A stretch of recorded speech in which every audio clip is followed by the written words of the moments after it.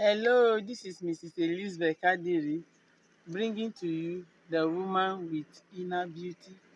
It's been long here, but we thank God that we are back on stage again to the glory of His name. We are still in our season for beauty for ashes. And this time around, for the remaining part of the year, we are going to be considering how God is going to use us to bring beauty into the lives of as many as are having ashes.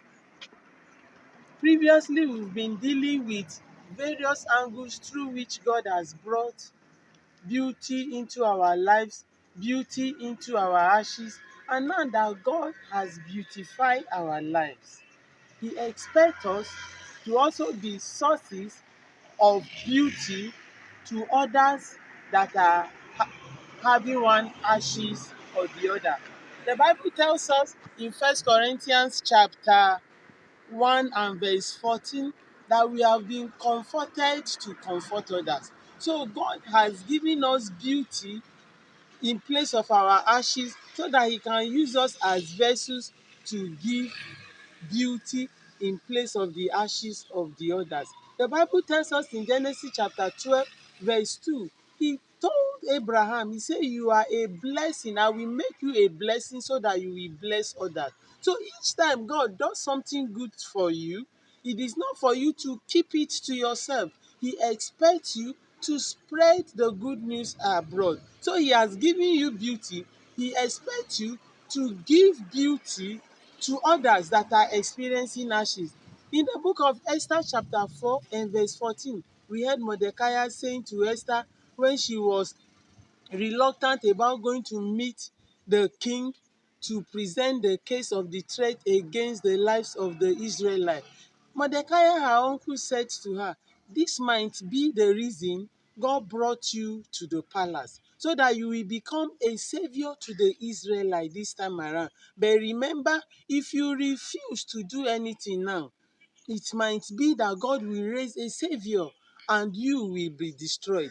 So the reason God brought beauty into your life is not just for you to sit down there and enjoy yourself. It is so that you can as well spread this beauty into the lives of others. What was the offense of the rich man in Luke chapter 12 verse 16 to 21? The Bible said God blessed him so abundantly.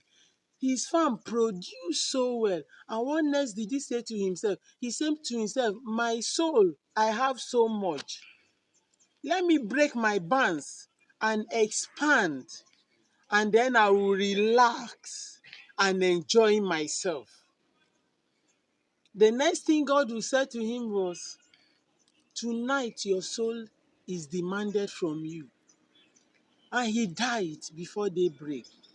He refused to realize that why God gave him those abundance was for him to bless the lives of others. He refused to realize that. Instead, he felt, I, myself, and me. Whatever God has given to you, my dear, it is not for I, myself, and me. It is for you to reach out to others out there. Somehow, God has made people to reach out to you. So you should be able to reach out to you.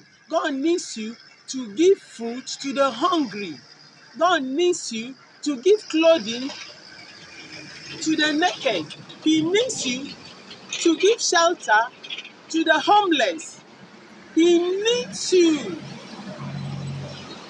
to be a source of comfort to the discouraged. Why don't you make yourself available to do that? And then this becomes easier for you to do, and it will go with reward. If you have surrendered your life to Jesus Christ, if you have made him your personal Lord and Savior, the Bible tells us in 1 Samuel chapter 15 verse 22 that obedience is better than sacrifice. There is no amount of giving you are going to be giving that if you are not obeying the call to salvation, that it will be meaningful. So I urge you today, if you have not surrendered your life to Jesus Christ, this is an opportunity to first of all invite him into your life, to renounce your ways of sin, Call him to become your personal Lord and Savior, and ask him for the grace to live a life without sin. And by so doing, when you begin to reach out to men to bring beauty into their ashes, your beauty, your beauty will keep increasing, and there will be reward for the work you are doing. God bless you so much, even as you surrender your life to Jesus and from today determine to live a holy life. He will engrace you to do that as you go before him in prayer personally, and then reach out to others. For the remaining part of the years, we are going to be looking at many ways through which we can bring beauty to the ashes of others, just the same way God has brought beauty to our lives. God bless you. Thank you. See you in our next video.